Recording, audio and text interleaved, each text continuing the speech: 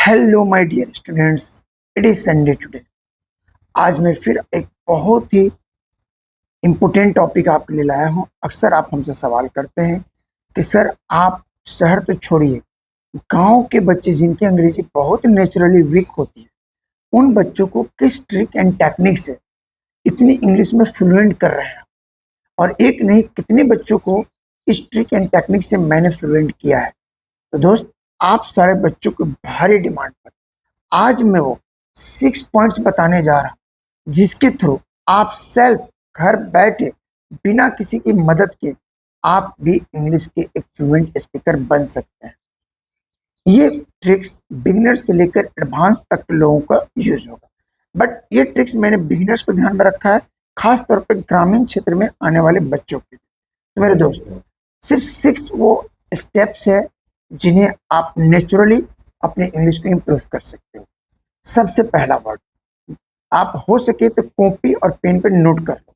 पहला, daily use speaking sentences. दोस्त, जो डेली यूज स्पीकिंग सेंटेंसेस है, डियर फ्रेंड्स, आपने सीखा step number 1, daily use spoken sentences की आपको प्रैक्टिस करनी है। 5 5 डेली ऐसे स्पोकन सेंटेंस, जैसे छोटे छोटे होता है, how are you, thank you, sorry, I think so, wow, well, like this. और इसकी पूरी की पूरी लिस्ट आपको इंटरनेट की दुनिया में मिल जाएगी। सिर्फ 5 वर्ड आपको डेली प्रैक्टिस करनी है। Second step number is, my dear friends, tenses. Yes guys, tenses. मैं आपको ग्रामर पढ़ने के लिए नहीं कह रहा हूँ, सिर्फ और सिर्फ टेंसेज आपको याद करने के लिए कह रहा हूँ। इस टेंसेज फिर आप एक अच्छी कमांड बना लें, क्योंकि इसी टेंसेज से आप 80% सेंटेंसेज बनाएंगे। अगर टेंसेज आपको नहीं पता है तो आप मेरे channel Delhi English classes bye Ansari sir के यूट्यूब चैनल पर जाइए। मैंने पूरी टेंसेज को स्टेप बाय स्टेप बहुत अच्छे से पढ़ाया है। And third one is, my dear friend, third tricks है verb form. Yes my dear friends, जब तक, क्योंकि हम जब स्पीकिंग करते हैं तो बातें प्रेजेंट में भी रखते हैं, पास्ट में भी रखते हैं और फ्यूचर में भी रखते हैं। तो पास्ट की चीज़ों को रखने के लिए या प्रेजेंट की कोई काम हो चुका रखने के लिए हमें वर्ब फॉर्म्स की जरूरत होती है। तो कुछ ही वर्ब फॉर्म्स हैं, आप उन्हें 4 4 वर्ड्स डेली करके याद कर लीजिए, आपका काम हो जाएगा। अब आते हैं गाइज नेक्स्ट पॉइंट पे। जब आपने वर्ब फॉर्म कर के बाद WH फैमिली वर्ड्स नोट कर ले my dear friends. WH family words, WH family words, ये क्या होता है? जब हम स्पीकिंग करते हैं तो दो ही काम तो करते हैं, या तो सामने वाले से हम कोई क्वेश्चंस करते हैं और उस क्वेश्चन का वो आंसर देता है, बस। तो हम आंसर तो दे देते हैं, simple simple, but how to ask question ये हम नहीं समझ पाते हैं। ये आपकी मदद करेगा WH फैमिली वर्ड्स। जो कमी होते हैं इन्हें भी दो दो करके आप याद कर लेंगे, तो आपको 15 दिन में WH फैमिली सारी के सारी याद हो जाएगी। Next my dear friends, and fifth structure is है पॉइंट हमारा, आपको एक स्ट्रक्चर पे काम करना हो।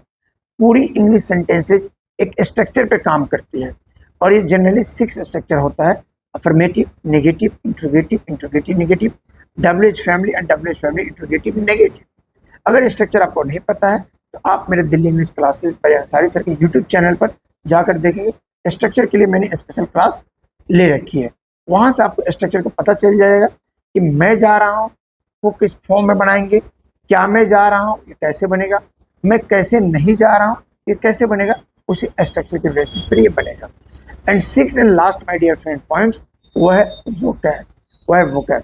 गाइज, गौर से आप देखेंगे तो पूरी इंग्लिश सीरीज ऑफ वर्ड्स है, सीरीज ऑफ वर्ड्स है। अगर आपको वर्ड्स पते हैं तो आपकी फ्लुएंट इंग्लिश होगी, राइटिंग होगी एंड रीडिंग होगी। बस इसके लिए आपको क्या करना है, पूरी डिक्शनरी नहीं रखना है, बिल्कुल नहीं।